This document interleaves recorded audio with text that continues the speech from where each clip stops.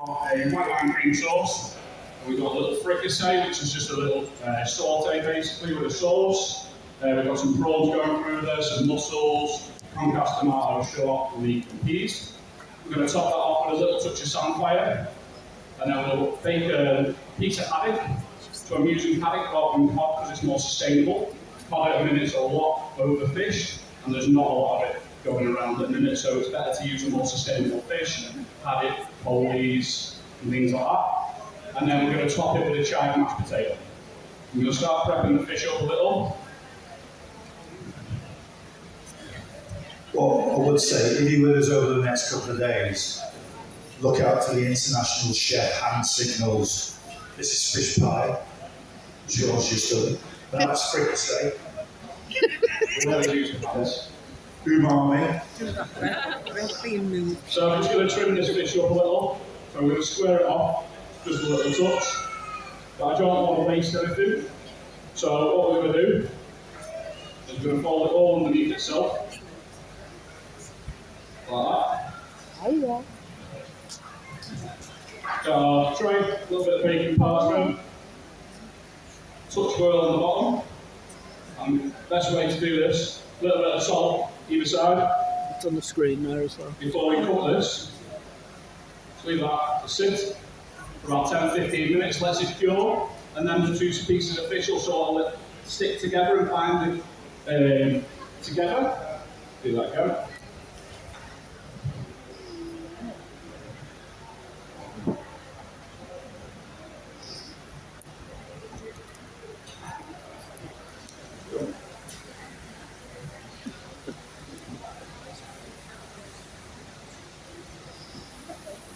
So our new menu is launching next week. We're launching it on the 28th. So the whole concept of all the food's changing. So at the minute there's a lot of classic Italian dishes done with twists. Because chefs being chefs, we don't like to be traditional as ever these days. So we try and do things with a slight little twist. So at the minute I've got carbonara on there. And instead of doing it classic carbonara, I'm doing it with an auto pasta. And instead of the chicken and the bacon being through it, we set a chicken and mushroom palatine on the top. So it's a fat about chicken with a mushroom chicken mousse in the middle, rolled up and wrapped in parmesan. And then that sits on top of an auto pasta. So similar to what we're doing with the new menu, like deconstructing the fish pie, we're also doing it with a lot of other dishes like one hot pot. So that was fish pie. What's that? Fish pie. Lamb hot pot as well. So lamb hot pot not going in a dish, we're doing a lamb one. And then it's going to have a braised Roscoff onion that's going to be braised in beer.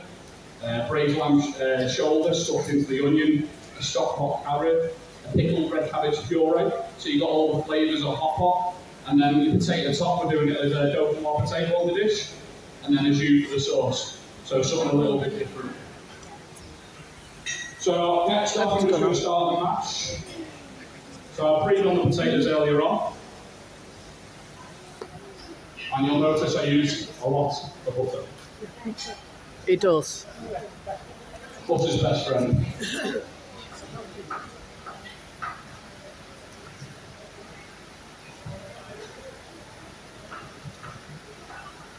So I normally do half that to potato. Save that away then. And then the cream. Season it with a touch of salt, and a little tiny touch of white pepper. And then what we're going to do is just reduce that down so it's nice and thick. There we go. Right, next we're going to start our white wine sauce. So, big there on the base. I'm just going to do some nice shallots.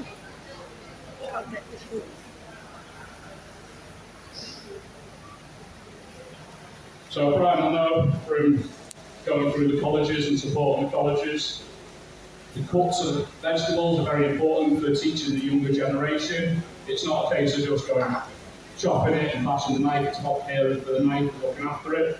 There's a lot of chefs that spend a lot of money on knives. Like for example, something like that costs you £60, but if you're looking after it, it's going to last you a long time. So again, we want a nice little brunoise, so we're just going to go through it nicely. And you don't want to be hearing me chopping like that.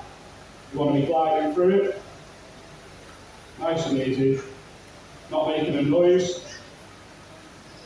So at first, going through that way, starting off and getting a nice julienne, so nice little thin strips. And then we go the other way and we get a brunoise. Keeps going off. And the reason for that, when we sweat it down, is we're not going to have big chunks in the sauce. It's nice and palatable. Keeps going on. How things with you yourself now, bro? Say again, mate? How things with yourself now, this? Yeah, we've been doing some pop-ups and things like that. And, yeah, with Cheshire Chef, Ben's here this afternoon at 3 o'clock with me. So, I just kind of say, you know, Ellis is here tomorrow, and often we say things like, Ellis, something might be happening, but I can't say just what yet. And I'm at that kind of juxtaposition at the moment, so it's a bit of watch this space. Watch this space. Yeah. Where are you? What other events are you doing this year? So I've got a few coming up, really. Let's take it. Let's go.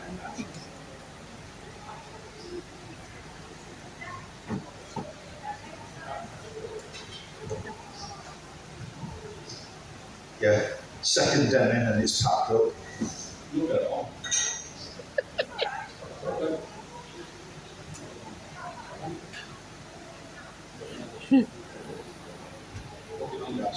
She was at Chester, wasn't she? So a little touch of rapeseed oil in the bottom. So I prefer to use a rapeseed oil or an olive oil or pomace oil or sunflower oil, something like that. The reason is, one, there's a little bit of flavour in it, not too much. But also it's a British product. There's a lot around Cheshire it grows, so all that yellow fields in dry past, that's all rapeseed. And it makes a great oil. It's great to be supporting a British product. A little tiny nutty flavour to it almost. So into there now, so the shallots are sweating. I'm just going to do the same with the leek. So the best way to do it is just take the centre core out and then flatten the leeks nice and flat. Again, great nice little julienne after that. Then take the core, so on the other side. So there we go.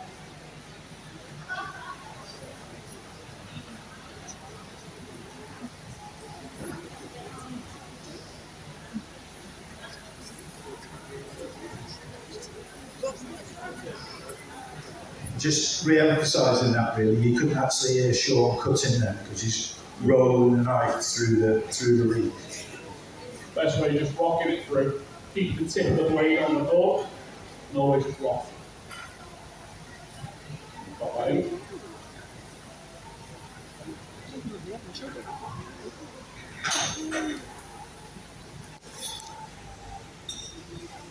So I want to sweat these down with no colour. So to stop that from happening, I'm now going to add just a little touch of fish stock. Use a bit of water, a bit of fish stock, just to stop it from getting any colour, just to take the temperature of that pan down slightly.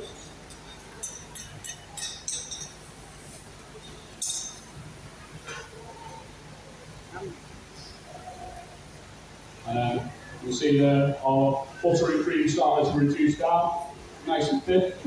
So in there we'll start working the mashed potato next.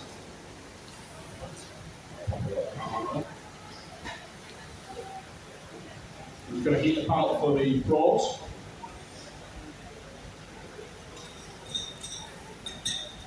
Sort it down nicely. So now I'm going to get some the white wine and the fish stock and start reducing that. So I want to reduce the white wine and the fish stock by half before I start adding some cream and butter to thicken into the sauce.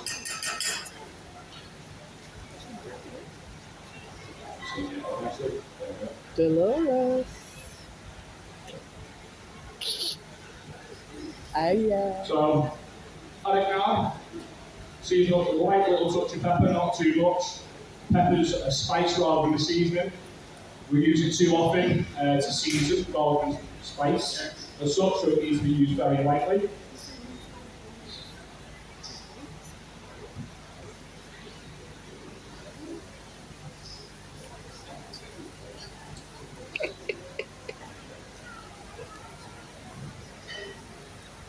So now we're just going to work this mashed potato.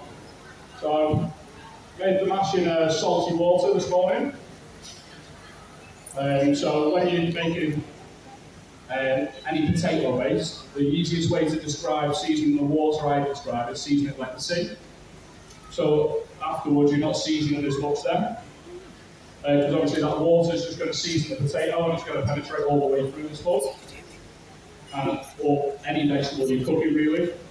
So taste the water, check it's nice and seasoned, check it's nice and salty, and then that's going to season the veg nicely all the way through. And then when you're actually doing the finished product, you're actually not actually eating as much salt in total, because a lot of that's retained within the water. You start working that now nicely. And the thing with mash is it needs to be worked locked, so you get a nice silky velvet sort of texture to it. So what we do when we make the mash, we drain it off, let the steam come from it, and then we put it through a bouillon, which is like a ricer, like you have in your house. Instead of that, we have a big bouillon.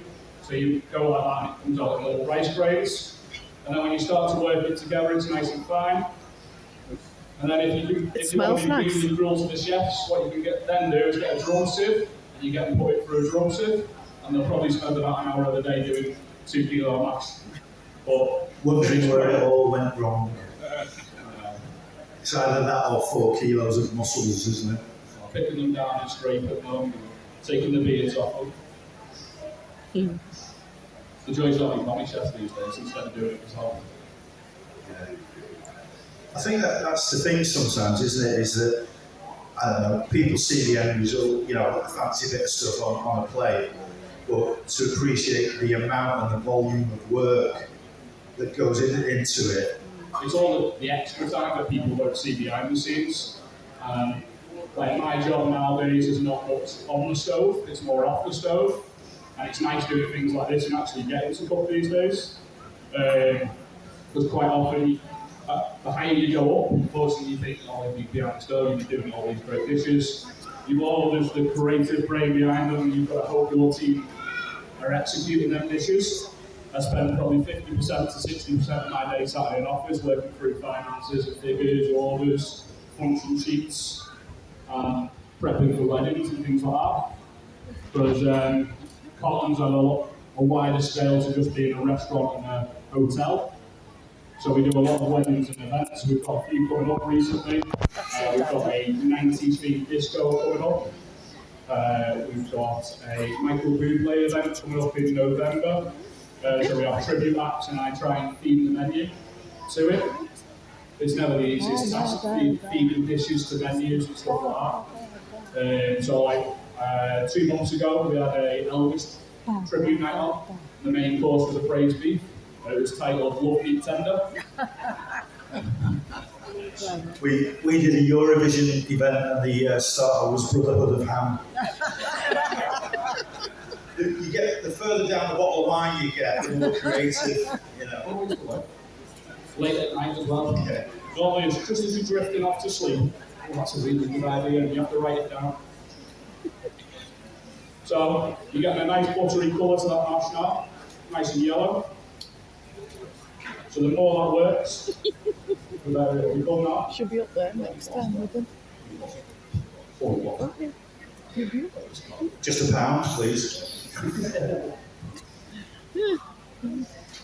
Put it on your bill later. We did a pop-up and we had to combine it with the Coronation and Eurovision. So it was a combined event and I thought, right, okay, what do we call this? So if we take the 2 words and put them together, and the first one that came up was urination. Nah, that's not going to work, is it? So, yeah, it became a Coronation event. Hi, gorgeous. Hi, gorgeous.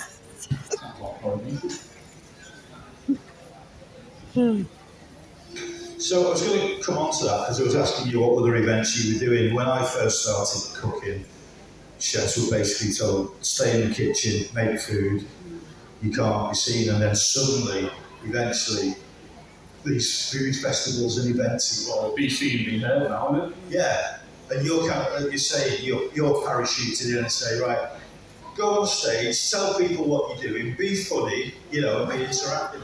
Nobody prepares you for that, do they? No. And then you've got the life of the Instagram chefs, the TikTok chefs. Like I do a little bit on Instagram myself. I am on TikTok, but I'm no good at doing all these funny dances on TikTok and things like that. I can do a picture of food and put it up and make it look nice. And then I'm not Poppy Cooks, who's become famous for cooking a potato. So, you know, quit your career as a chef and then just cook potatoes for a living on TikTok and Instagram and stuff like that. But yeah, I've got quite a few events coming up soon, really. So I've got another food festival not too far away at Tatton Park. Start of July. On the 9th of July, I'm on. The same day as Scouting for Girls. Mercy Church. So that's for the Foodies Festival. Mercy Church. Then in August, I'm at Heaton Park Food Festival. We're doing a couple of demos there. And then I think I'm meant to be doing Bolton Food Festival as well. Normally we'll have Ainsley Harriott and Michael Caine and things like that there. So they're all good to get involved with, get out there, see other people, see new people around. And it's great for us not just to meet our customers and the customers see the face behind the kitchen, but the chefs get to see each other when we never do. Funny enough, like me, Shane, like Craig and Ellis are on tomorrow. We see each other on Facebook and Instagram more than we see each other in person.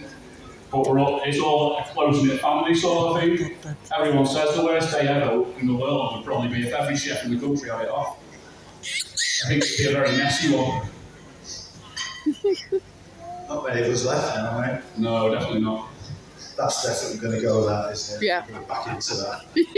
All tumbled over. So next up, I'm just heating the pan up now, so we're going to saute the prawns off and then add the sauce into it. So I'm just going to chop some chives, just put that through the mash. Tomatoes just to the side. Clappums. So same again, when we're cutting through it, not making any noise. With soft herbs it's quite more important because you don't want to bruise them. You don't want to bash the flavour out of them, so a nice sharp knife. So again, when you sharpen your knife, not at that angle. Again, people think it's that angle, you want that. The reason being is you want a total of a 25-degree angle on your blade.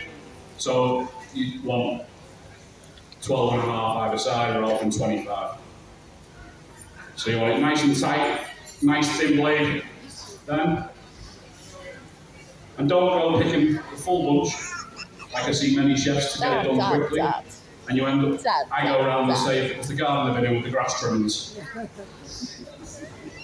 Because that's what they look like. And when it goes in the food, then it looks no good. And it looks like you don't care about the food. So the cake says, take your time. I prefer them taking twice the time about it and get it done right, than mess it up and have to do it again when I've got in the food. So nice and slowly going through them, not bruising them, not making too much noise. You can probably just about hear me going through them, a nice little crunch.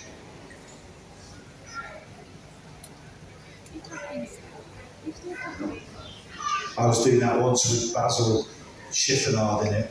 That's chiffonade, by the way, international symbol for chiffonade.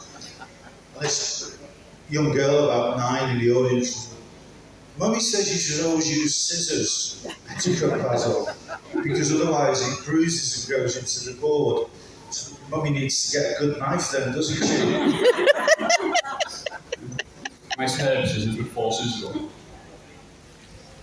So again, they're nice and fine, they're not bruised, they're not squashed down, they've kept the shape. Again, because keeping the knife nice and sharp.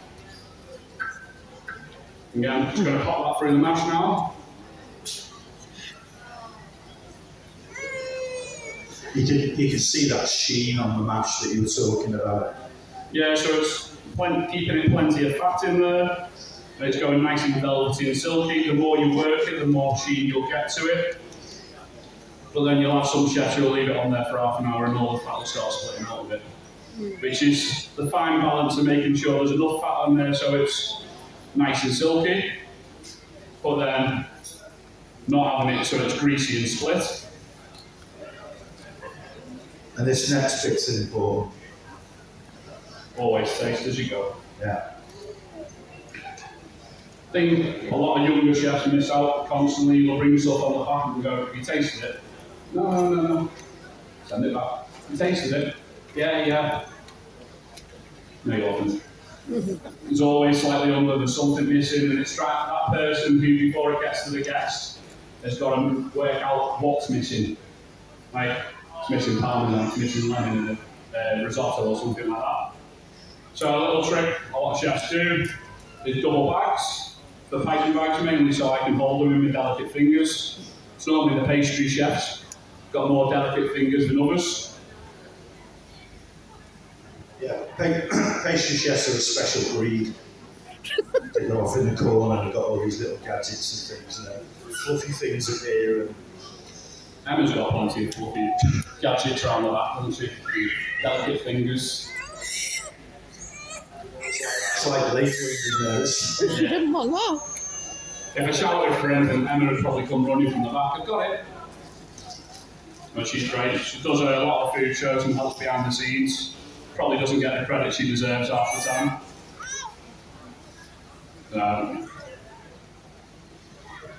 Like I rocked up today and went, I forgot something, love. She went, what do you need? And I forgot to bring me shopping clothes with me. I remember when I went to the Southport show last year with Bride. Got there. There's a plate, wasn't Literally it? got everything home. Bride not got a plate to put anything on. So I'm running around Southport Flower Show trying to find plates in the middle of a flower show. Not a food show, not easy to get a plate from. Ended up going in the Southport canteen. They have some lovely plates as well. Really nice plates. You wouldn't think, but they were actually really good quality plates. They've got, at the flower show, they've got this thing which is called a shed, and just things come out of it. Yeah, all sorts. All sorts, yeah.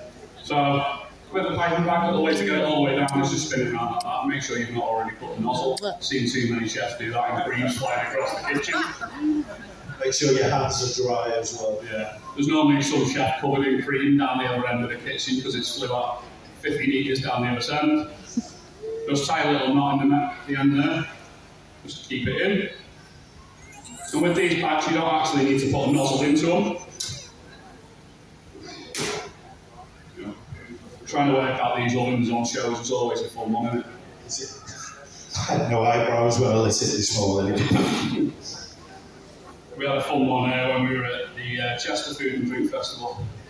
When you weren't there that day, I think you were on the next day after me. And John's Road was cooking a Côte de Boeuf. And he was also doing an apple tartare. So he lent my pan, because he hadn't got a pan big enough for the Côte de Boeuf. And cooking away with it, oven breaks down. Can't cook it. Yeah, I remember So that. Côte de Boeuf was rare, but the was blue.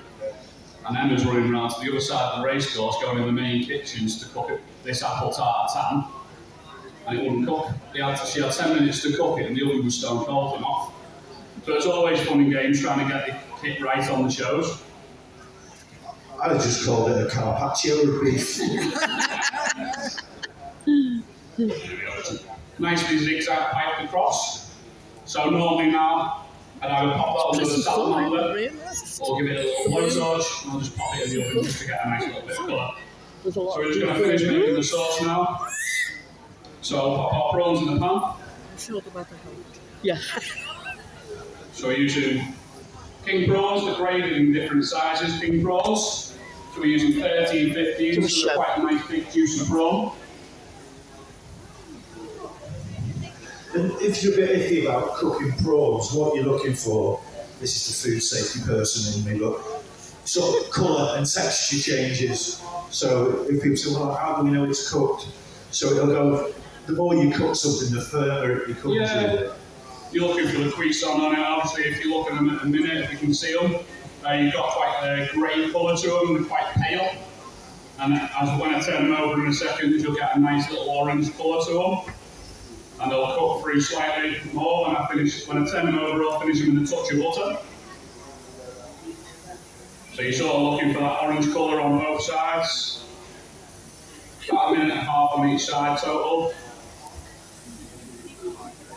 So we kind of skipped over that. Sean mentioned something called a cuisson there, which is that point where it's just cooked, particularly with fish. Yeah, so you overcooked, it's going to be a lot rubbery, dry and horrible. And then undercooked, you're going to be probably running for the toilet all day. Not the best one what you're on. So into there now, we steam some mussels off. We're just going to pop our cooked mussels in. The reason we do pre-cooked mussels is just because it's more palatable. If you're trying to eat the dish, you don't want to be chucking into a nice shell for this dish. So next into there, we're just going to pop our diced tomatoes and our peas. So we're going with the classic flavours of a fish pie.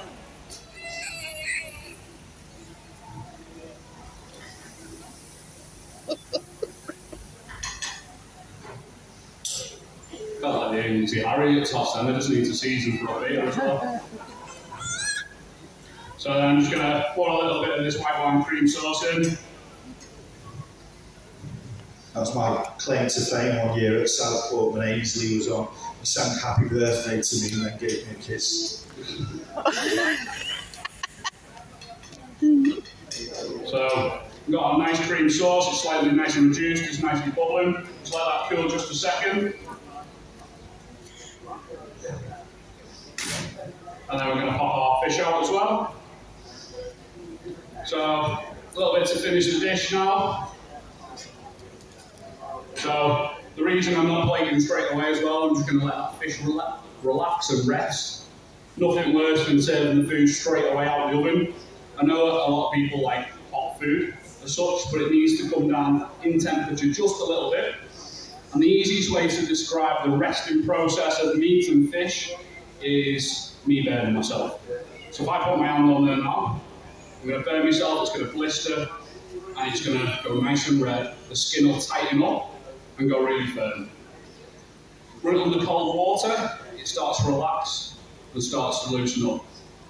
The reason when you have tough steaks is the reason behind that is just to the resting process. The chef's just cooked it to medium and whacked it straight out to the guest, and it's not relaxed and rest. The best way to describe it where it should be is cook it to medium rare, and then let it rest to medium, and then you'll have a much more tender steak and you'll enjoy it much more.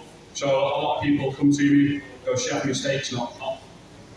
Well, if it's medium rare, it's not going to be hot. It's only going to be cooked to 45 degrees anyway. The outside will be hot because that's been on a char grill. The middle is only going to be at 45 degrees, 50 degrees. So samphire, I'm just letting it down nicely. Again, we're not going to season it with salt, I'm just going to use a bit of cracked black pepper onto it. The reason we're not going to use salt is it's a sea vegetable, and inside it is little pockets of salt all the way through it. I'm just going to plate this dish now while it's just sweating down. So each dish, got 3 nice big juicy prawns, quite a few of the mussels in there. And get a nice bit of mixture of the vegetables going through there. And samphire is often referred to as sea asparagus as well. Yeah. And there's plenty of it quite local. I wouldn't say too local to Cheshire, but from my original neck of the woods, there's plenty of it. The peninsula of the world. If you head down to Hoylake, West Kirby, all down the coastline, there's lots coming in. Go down, pick it, just give it a wash. Make sure you soak it. So it starts to soften nicely, and that's what you're sort of looking for now on that. So I grab a little cloth, just to let that butter drain off it slightly. So we're not using all the butter, plenty of it. We almost use a full block. Got a little touch of the samphire on top of there. Let's see where this next question goes. Sean, is there a difference between samphire and sea asparagus? Not really. Oh, what's the difference between gravy and jus then? £3.50. I thought we might have worked that into a sapphire joke, but anyway. So, everyone would call this a fish slicer. In the kitchen, if I shouted fish slicer, I probably wouldn't get one, unfortunately. I shout gazunder. The reason is because it goes under. That's a bit different to the gazinta. Yeah. So, place that nicely and lightly on top. Who's in? Little friend. And there we go, there's our Cotton's fish pie. It's going on our new menu starting on the 28th of this month. So feel free to come down, try our new menu, and you'll probably see me popping out into the restaurant to see it. Thank you very much for coming down.